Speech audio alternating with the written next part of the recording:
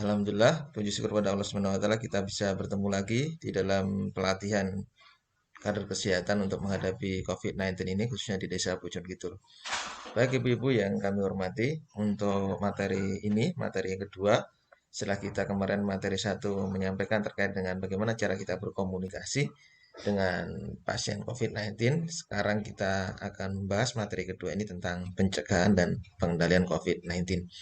Dan mudah-mudahan kita selalu diberikan kesehatan di pandemi COVID-19 ini dan fenomena di masyarakat semakin luar biasa, kejadian COVID-19 semakin tinggi dan masyarakat semakin meremehkan atau abai terkait dengan ini.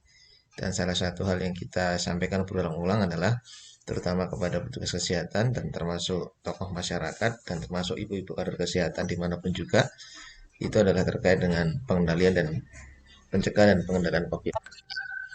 Baik, kita mulai, Ibu.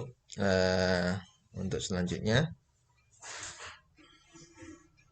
ya, mohon maaf, sebagai tujuan pelatihan pada materi kali ini terkait dengan bagaimana kita bisa menjadi leader atau bisa menjadi inisiator atau bekerjasama dengan pamong yang lain untuk memberikan isolasi mandiri di rumah. Dan ini tidak mudah karena para pasien semakin banyak dan tidak jujur dan kita tidak bisa mengendalikan mereka, tetapi paling enggak materi ini bisa memberikan wawasan kepada kita semuanya dan mengingatkan buat kita semuanya bagaimana cara untuk memberikan isolasi mandiri di rumah pada pasien yang positif terkena COVID-19. Sedangkan tujuan umumnya itu tadi sudah, tujuan khususnya adalah bagaimana kita sebagai kader kesehatan itu bisa memperhatikan lingkungan, bisa menggunakan alat pelindung diri yang benar dan mengkondisikan anggota keluarga dan masyarakat. Untuk materi utamanya adalah ini terkait dengan isolasi di rumah ibu-ibu. Ya, ada beberapa poin yang harus kita perhatikan di dalam mengisolasi pasien di rumah. Pertama adalah jaga ventilasi udara. Jadi pintu terbuka, jendela terbuka, udara bisa masuk dengan banyak bebas, sinar matahari juga bisa masuk. Ini merupakan lingkungan yang baik untuk mencegah virus kok hama ya mana virus 19. Yang berikutnya adalah membatasi pergerakan pasien di dalam rumah. Kalau bisa pasien ini disiapkan kamar sendiri, jadi tempat tidur sendiri sehingga pergerakannya kita batasi tidak tercampur dengan anggota keluarga yang lain. Jadi itu pentingnya poin 1, 2, dan 3. Selanjutnya, apa yang kita lakukan di isolasi di rumah? Yang keempat adalah membatasi pengunjung jelas. Dan yang kelima adalah dengan membatasi pengunjung. Selalu yang keenam, selalu memberikan izin sanitasi yang baik, cuci tangan, dan jangan sampai tercampur antara beberapa hal yang harus kita perhatikan seperti spray, alat makan dan minum itu harus disendirikan. Yang ketujuh, untuk mencegah pakai masker ya. Di, diharapkan paling penting adalah menggunakan masker. Sedangkan yang kedelapan, bila masker sudah selesai dipakai maka buang dan jangan disentuh bagian depannya, tetapi mulai dari belakang. Kalau masker itu kain ya bisa dicuci lagi setelah direndam dengan desinfektan atau deterjen. Kalau masker yang disposable atau sekali pakai ya langsung digunting atau langsung dibuang. Yang kesembilan, hindari kontak langsung dari dahak, ingus, atau tinja. Maka gunakan sarung tangan bila memberikan perawatan kepada pasien. Jadi sarung tangan dan masker menjadi hal yang utama pada saat memberikan perawatan ini. Yang ke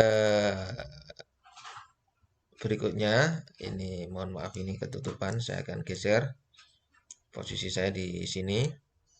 Mohon maaf. Ya, sediakan spray dan alat makan khusus untuk penderita, jangan dicampur dengan anggota keluarga yang lain khusus, dan bersihkan alat mandi dan selang yang habis dipakai oleh pasien dengan larutan-larutan desinfektan ya. spray dan handuk atau baju yang dipakai oleh pasien direndam di suhu air 60 sampai 90 derajat Celcius pada saat mencuci dan kemudian dikeringkan, dijemur, tempatkan khusus pakaian dan jemurannya khusus, eh, lemarinya juga khusus untuk menyimpan pakaian yang sudah bersih. Oke, untuk selanjutnya ini masih ada beberapa hal penting yang terkait dengan isolasi mandiri di rumah. Yang pertama, gosok gigi disendirikan, handuk disendirikan, spray disendirikan, sambil menggunakan masker, menggunakan face shield dan masker. Insya Allah nanti ibu-ibu kader akan mendapatkan peralatan alat pelindung diri dari UMM, yaitu tidak banyak tetapi cukup untuk digunakan, baik face shield, masker, termogan, maupun hand sanitizer nanti akan kita siapkan.